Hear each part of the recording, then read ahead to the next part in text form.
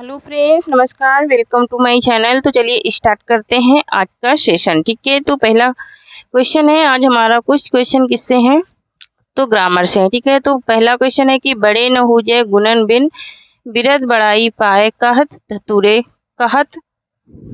धतूरे show कनक गहनो गढ़ो न जाए। प्रस्तुत पंक्तियों में कौन सा अलंकार है? क्या अतिशोक्ति है या प्रतिस्तुमा है या फिर अर्थास्तुमा है या फिर विरोधाभास है? ठीक है, तो यहाँ पर इसका राइट आंसर हो जाएगा हमारा क्या, ऑप्शन नंबर सी हो जाएगा, अर्थनान्यांश अलंकार है। ठीक है, अर्थनान्यांश अलंकार है। ठीक है, नेक्स्ट क्वेश्चन देखेंगे। नेक्स्ट है कि नेक्स्ट है कि चरण कमल बंदो हरिराई। चरण कमल बंदो हरिराई में पूछ रहा है कौन सा अलंकार है, मतलब कि कमल के समान किसके, हरि के चरण है। क्या श्लेष है या फिर उपमा है या फिर रूपक है या फिर अतिशोक्ति है? कौन सा अलंकार है इसमें? ठीक है, तो यहाँ पर इसका राइट आंसर हो जाएगा हमारा क्या, ऑप्शन नंबर सी हो जाएगा, रूपक अलंकार है। हरि के चरणों की तुलना किससे की गई है? तो कमल के फूल से की गई है। ठीक है, नेक्स्ट क्वेश्चन देखेंगे। नेक्स्ट है कि बादल से काले काले केसों को देख निराले। बादल से काले काले केसों को देख निराले नाचा करते हैं हरदम पालतू मोर मत वाले। ठीक है, उक्त पंक्ति में कौन सा अलंकार है? कह रहे हैं कि बादल को देख करके, काले बादलों को देख करके कौन नाच रहे हैं? पालतू मोर नाच रहे हैं। कौन सा अलंकार है ये पूछ रहा है। अनुप्रयास, संदेह, श्लेष या फिर भ्रांतिमान? क्या होगा इसका राइट आंसर? मतलब यहाँ पर बादलों को देख करके उनको क्या हो गया है, भ्रम हो गया। तो भ्रम हो गया तो कौन सा अलंकार हो गया? भ्रांतिमान। ठीक है, भ्रांतिमान अलंकार है। ठीक है, क्योंकि काले बादलों को देख करके, मतलब कि काले केसों को देख करके, काले बालों को देख करके वो बादल समझ रहे हैं कि काले बादल हैं। ठीक है, नेक्स्ट है कि कनक कनक ते शौगुनी मादकता अधिकाय या खाए बौराय जग या पाए बौराय। इसमें कौन सा अलंकार है? उपमा है, यमक है या फिर अनुप्रयास है या फिर श्लेष है? ठीक है, तो यहाँ पर कनक कनक शब्द 2 बार आया है, तो यहाँ पर यमक अलंकार है। पहले कनक का अर्थ है धतूरा और दूसरे कनक का अर्थ क्या है? सोना है ना, कह रहा ना, या खाए बौरा है। तो इसको खा करके, धतूरे को खा करके आदमी क्या हो जाता है? पागल हो जाता है, और सोना को भी पा करके क्या हो जाता है? वो पगला जाता है। नेक्स्ट है कि लाली मेरे लाल की जीत देखूं तित लाल, और लाली देखन मैं गई मैं भी हो गई लाल। ये कौन सा अलंकार है? यमक है या फिर सद्गुण है या फिर उपमा है या फिर मिलित है? क्या होगा इसका राइट आंसर? तो यहाँ पर इसका राइट आंसर हो जाएगा हमारा ऑप्शन नंबर बी हो जाएगा, सद्गुण। क्या हो जाएगा यहाँ पर? सद्गुण हो जाएगा। ठीक है, इसमें सद्गुण अलंकार है। नेक्स्ट है हमारा क्वेश्चन नंबर 6 है कि नवल सुंदर श्याम शरीर में कौन सा अलंकार है? नवल सुंदर श्याम शरीर में कौन सा अलंकार है? उल्लेख है या फिर उपमा है या फिर रूपक है या फिर अतिशोक्ति है? यहाँ पर इसका राइट आंसर क्या हो जाएगा? तो यहाँ पर इसका राइट आंसर हो जाएगा हमारा क्या, ऑप्शन नंबर नवल सुंदर श्याम शरीर, है ना। नवल सुंदर श्याम शरीर, इसमें कैसे सा आया है ना सा, तो यहाँ पर श्याम के समान स्वरूप, उपमा हो रही है ना, उपमा हो रही, इसलिए उपमा अलंकार। अलंकार को वर्णन की एक प्रणाली किसने कहा है? अलंकार को वर्णन की एक प्रणाली किसने कहा है? अलंकार को वर्णन की एक प्रणाली किसने कहा है, ये बताना है। क्या रामचंद्र शुक्ल ने या फिर डॉक्टर नागेंद्र ने या फिर पंत ने या फिर इनमें से कोई नहीं? क्या होगा इसका राइट आंसर? तो यहाँ पर इसका राइट आंसर हो जाएगा ऑप्शन नंबर ए हो जाएगा, रामचंद्र शुक्ल। नेक्स्ट है कि जब वर्णों की आवृत्ति एक निश्चित क्रम से होती है तो वहाँ पर कौन सा अलंकार होता है? तो वहाँ पर क्या होता है, कौन सा अलंकार होता है, ये बताना है। यहाँ पर ऑप्शन नंबर ए है यमक अलंकार, बी है अनुप्रयास, सी है श्लेष और डी है वक्रोक्ति। ठीक है, तो यहाँ पर इसका राइट आंसर क्या हो जाएगा? का राइट आंसर हो जाएगा अनुप्रयास, है ना। जब वर्णों की आवृत्ति एक निश्चित, मतलब कि एक क्रम से होती है। ठीक है, जैसे चारुचंद्र की चंचल किरणें, है ना, तो यहाँ पर चा एक निश्चित आवृत्ति हो रही है, एक निश्चित क्रम से हो रही है चा की आवृत्ति। ठीक है, नेक्स्ट है कि लाल देह लाली लसे और अवघरु लाल लंगूर वज दे ही दानो दलन जय जय जय जय कपिशूर। तो यहाँ पर क्या है, अनुप्रयास है या यमक है या फिर रूपक या फिर अतिशयोक्ति है। ठीक है, तो यहाँ पर कह रहा है कि लाल दे ही लाली लसय ना, तो यहाँ पर क्या है, अनुप्रयास है, क्योंकि ला ला यहाँ पर ला ला की आवृत्ति हुई है। ठीक है, पहली लाइन में क्या हुआ है, ला ला की आवृत्ति हुई है और एक क्रम से हुई है, और यहाँ पर दा दा की आवृत्ति एक क्रम से हुई है, फिर इसके बाद जा जा की आवृत्ति एक क्रम से हुई है ना, इसलिए यहाँ पर अनुप्रयास अलंकार है। ठीक है, नेक्स्ट क्वेश्चन देखेंगे। नेक्स्ट है कहे काति बेनी बेनी ब्याल की चतुराई लीन्ही। कहे कृति वेनी वेनी ब्याल की चतुराई लीन्ही, है ना, यहाँ पर कौन सा अलंकार है, तो यहाँ पर ऑप्शन नंबर ए है कि यूपक, बी है श्लेष, सी है यमक और डी है उत्प्रेक्षा। तो यहाँ पर कौन सा अलंकार हो जाएगा, तो यहाँ पर हो जाएगा हमारा क्या, कहे कति वेनी वेनी, यहाँ अलंकार हो जाएगा यमक। ठीक है, वेनी वेनी 2 बार आया है। ठीक है, इसलिए यहाँ पर कौन सा अलंकार है, तो यमक अलंकार है ना, बेनी बेनी।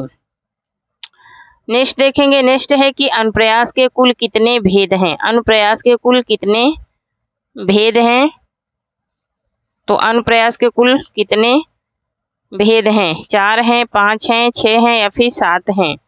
तो यहाँ पर इसका राइट आंसर हो जाएगा हमारा क्या, ऑप्शन नंबर बी हो जाएगा, 5 हैं। कितने हैं, तो 5 भेद हैं किसके, अनुप्रयास अलंकार के।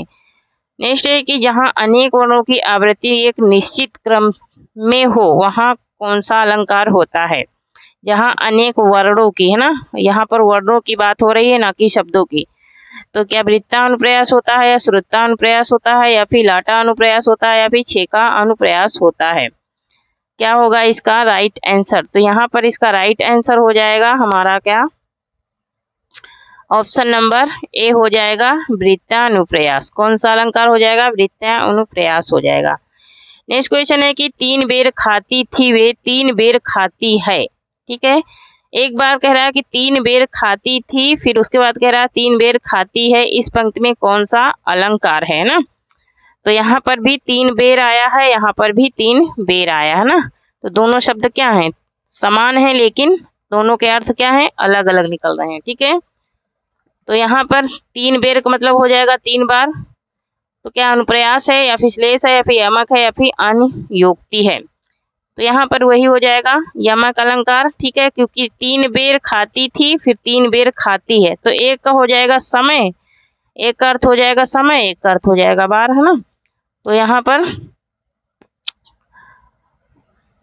नेक्स्ट देखेंगे। नेक्स्ट है कि तरनी तनुजा तट तमाल तरुअर बहु छाए, इस पंक्ति में कौन सा अलंकार है। तरुअर बहु छाए, इस में कौन सा अलंकार है, अनुप्रयास है, यमक है या फिर श्लेष है या फिर वक्रोक्ति है। क्या होगा इसका राइट आंसर, तो यहाँ पर इसका राइट आंसर हो जाएगा हमारा क्या, तरनी तनुजा तट तमाल, है ना, ता की आवृत्ति क्या हो रही है, बार बार हो रही है ना, पहले तरन है, ता आया है, तनुजा है, पहले ता आया है, तट है, पहले ता आया है, तमाल। इसमें भी देखो ता है ना, ता की आवृत्ति बार बार हुई है, इसलिए क्या हो जाएगा, अनुप्रयास हो जाएगा। क्या हो जाएगा, अनुप्रयास हो जाएगा। नेक्स्ट है कि एक ही उच्चारण स्थान से उच्चरित वर्णों की आवृत्ति पर आधारित अनुप्रयास कहलाता है। एक ही उच्चारण स्थान पर उच्चारित आवृत्ति पर आधारित क्या वृत्ता अनुप्रयास कहलाता है, या श्रुता या फिर लाटा या फिर अनंत्या अनुप्रयास कहलाता है। क्या हो जाएगा, तो श्रुता अनुप्रयास हो जाएगा। एक ही उच्चारण पर, जैसे कि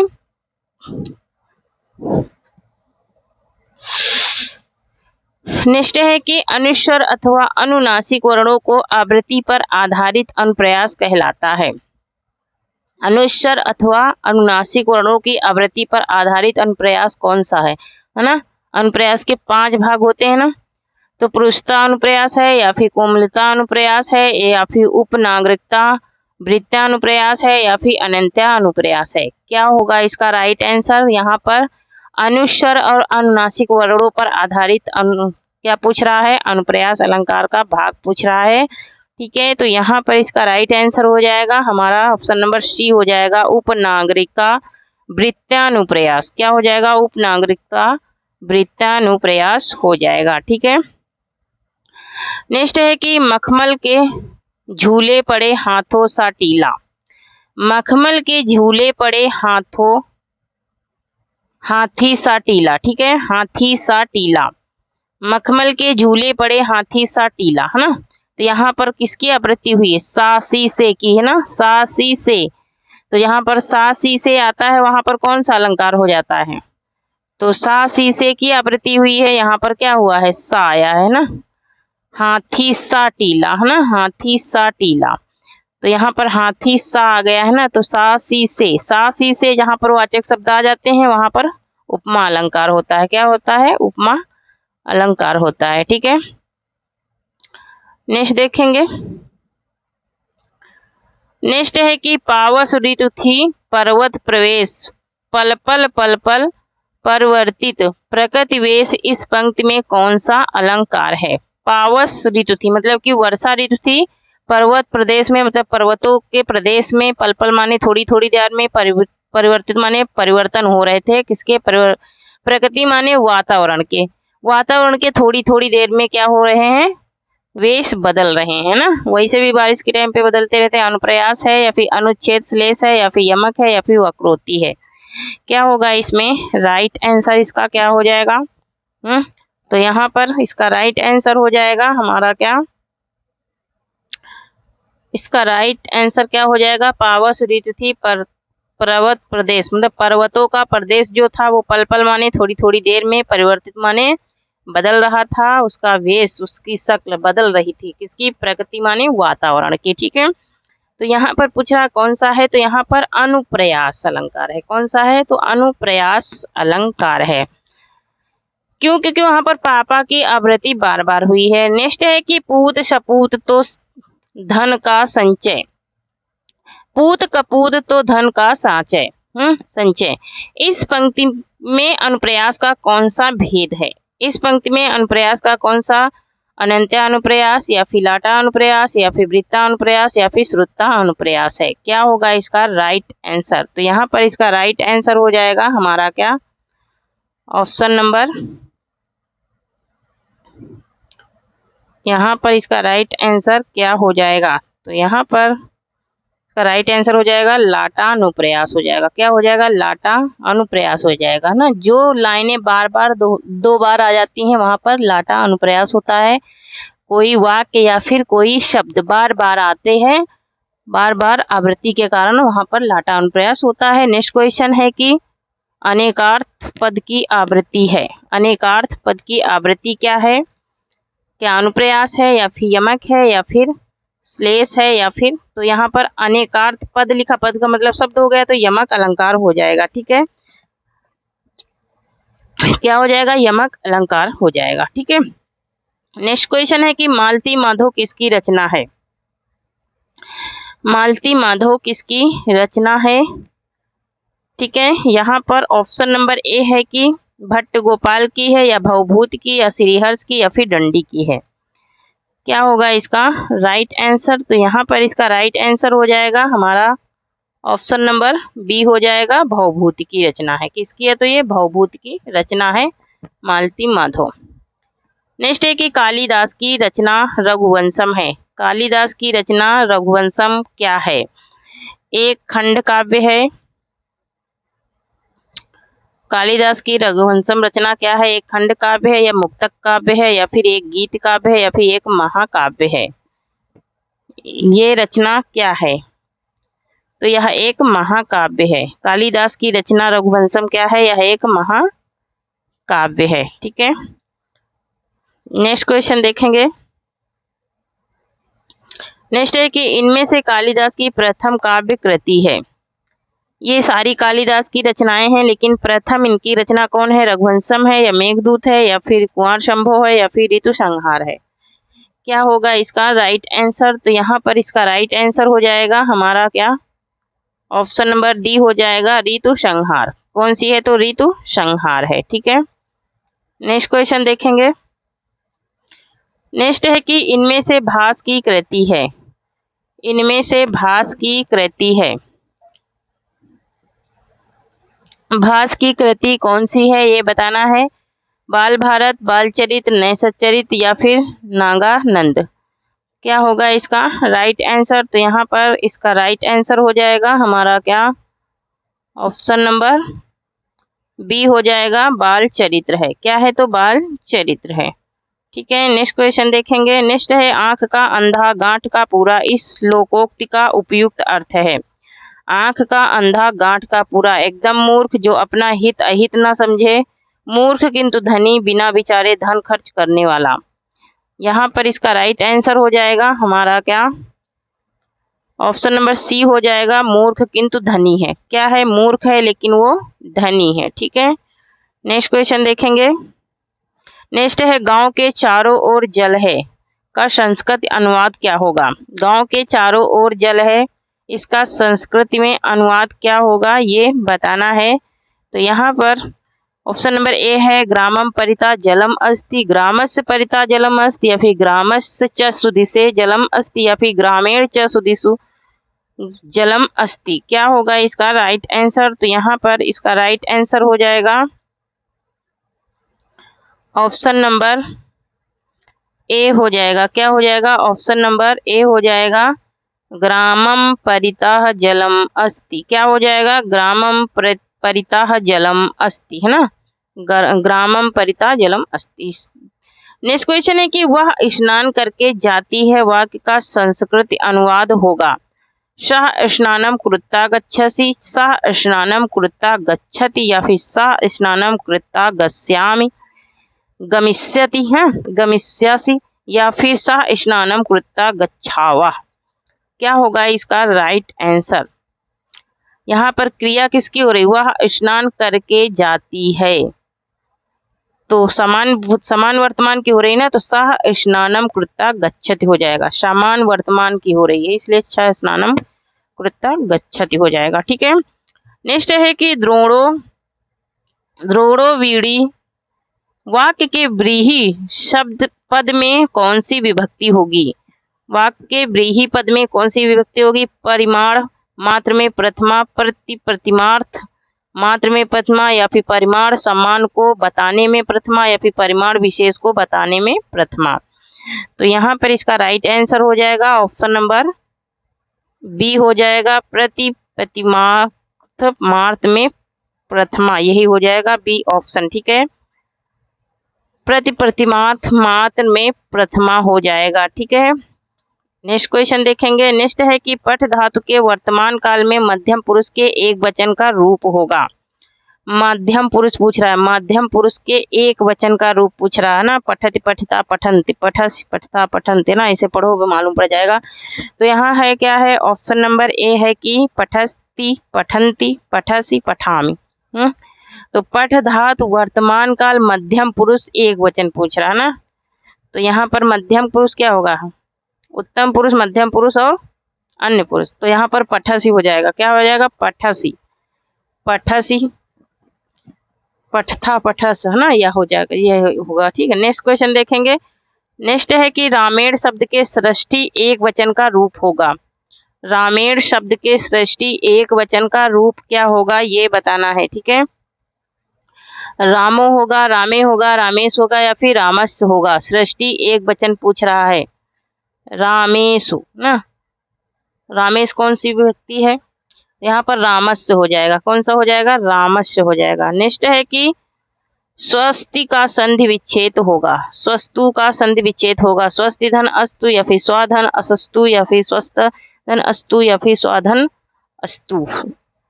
क्या होगा इसका राइट आंसर। तो यहाँ पर हो जाएगा इसका right answer option number A हो जाएगा, ऑप्शन नंबर ए हो जाएगा। ठीक है, स्वस्ति धन अस्तु हो जाएगा। क्या हो जाएगा, स्वस्ति धन अस्तु हो जाएगा। ठीक है, नेक्स्ट क्वेश्चन है कि बृहत्त्रयी में कौन सा महाकाव्य नहीं आता है। बृहत्त्रयी में कौन सा महाकाव्य नहीं आता है ये बताना है। क्या किरीटार्जुनीयम, किरातार्जुनीयम, या फिर शिशुपाल वधम, या फिर नैषधि चरितम, या फिर रघुवंशम। क्या होगा इसका राइट आंसर? तो यहाँ पर इसका राइट आंसर हो जाएगा हमारा ऑप्शन नंबर डी हो जाएगा रघुवंशम। रघुवंशम ये लघु त्रयी में आता है। ये किस में आता है? तो ये लघु त्रयी में आता है। किस में आता है? लघु त्रयी में आता है। ये कालिदास की रचना है। ठीक है,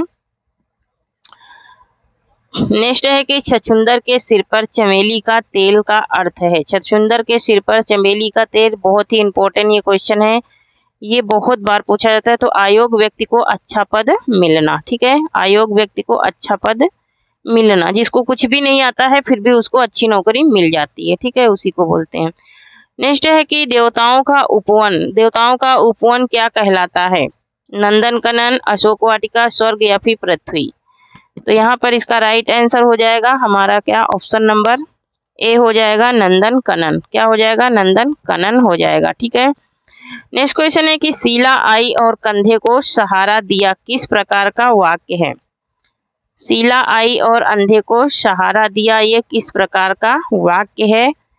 यहाँ पर ऑप्शन नंबर ए है संयुक्त वाक्य, मिश्र वाक्य, साधारण वाक्य या फिर नकारात्मक वाक्य है। क्या होगा इसका राइट आंसर?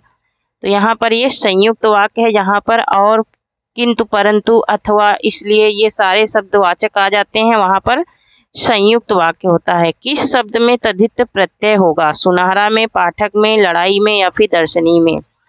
क्या होगा इसका राइट आंसर? तो यहाँ पर तद्धित प्रत्यय पूछा है, तो यहाँ पर क्या हो जाएगा? ऑप्शन नंबर ए हो जाएगा सुनहरा।